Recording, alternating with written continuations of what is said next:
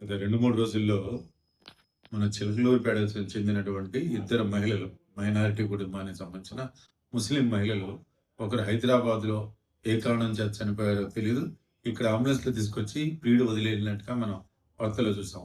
ఇంకొక అమ్మాయిని ప్రేమ పేరుతోటి కారం పొడి పిలిపించి అక్కడ చంపేసి కిరాతకంగా చంపేసి పెట్రోల్ పోసి తగలబెట్టినటువంటి సంఘటన మనం చూసాం.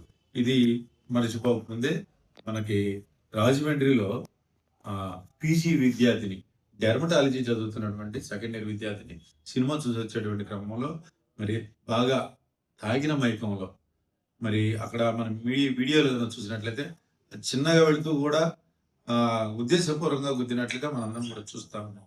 మరి పీజీ విద్యార్థి అంటే 23 లక్షల మంది పైగా రాసేటువంటి నీట్లో సక్సెస్ సాధించి ఎంబీబీఎస్లో దాదాపు 4.5 సంవత్సరాలు పూర్తి చేసుకొని ఆ తర్వాత పీజీలోకి వచ్చినటువంటి విద్యార్థి. అంటే ఎన్నో ఆశలు, ఆకాంక్షలు, ఆశయాలతోటి మరి ఈవేళ అవి కనుక ప్రైవేట్ కాలేజీలో డొనేషన్ మీద కనుక ఆ సీటు సంపాదించాలంటే ఎంబీబీఎస్కి 1,30,00,000 ఖర్చు అవుతా ఉంది. దీనికి ఎటువంటి రిసిప్ట్ ఉండదు. అదే మాదిరిగా ఆవిడ చాలా మంచి సబ్జెక్టు డెర్మటాలజీ దాదాపు 3 కోట్లు తీసుకుంటా ఉన్నారు. 3 కోట్ల రూపాయలు డొనేషన్. మరి అంత పెద్ద సక్సెస్ సాధించినటువంటి వ్యక్తి, ఒక మంచి డాక్టర్గా గుర్తింపు రావాల్సిన వ్యక్తి మరి మద్యం కారణంగా చనిపోయాడు. మద్యం అతిగా తాగి గుద్దినటువంటి కారణంగా ఈవేళ కుటుంబం అంతా కూడా శోక సముద్రం జరిగిపోయింది. మన గౌరవ ముఖ్యమంత్రి గారు స్పందించారు. 20 లక్షలు ఇచ్చారు, చాలా సంతోషం. 20 లక్షలకి ఇచ్చి కండోలని చెప్పినంత మాత్రాన ఇది సరైన పరిష్కారం కాదు. ముఖ్యమంత్రిగా ఆలోచన చేయాలి. ఏదైతే మద్యం కారణంగా ప్రమాదాలు జరుగుతున్నాయి, మద్యాన్ని డ్రంక్ అండ్ డ్రైవింగ్ని ఇవాటికైనా మనం సీరియస్ తీసుకొని టెస్టులు చేసి ఇటువంటి వాళ్ళని కఠినంగా శిక్షిస్తారు అనేటువంటి పరిస్థితి తెస్తాము అని చెప్తారేమో అని నేను ఆశించాను. కానీ ఆయన ఆ మాట మాట్లాడాల.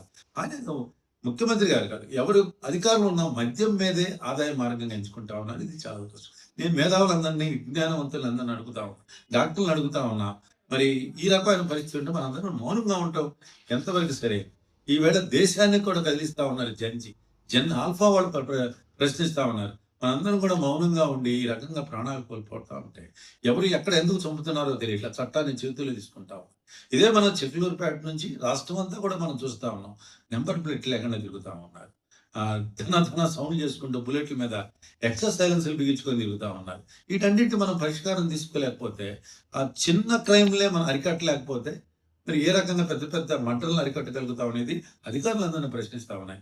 ఎప్పటికైనా ప్రజాప్రతినిధులు, అధికారులు, మేధావులందరూ కూడా డాక్టర్లు, వాళ్ళ ఒక డాక్టర్ కన్నీరు పెట్టుకున్నప్పుడు మిగతా డాక్టర్లు నాకెందుకులే అనుకోకుండా ప్రశ్నించగలగాలి, బయటికి రాగలగాలి, జన్ ఆల్ఫాని ఆదర్శంగా తీసుకొని మాట్లాడగలగాలి అని చెప్పి కోరుతాం.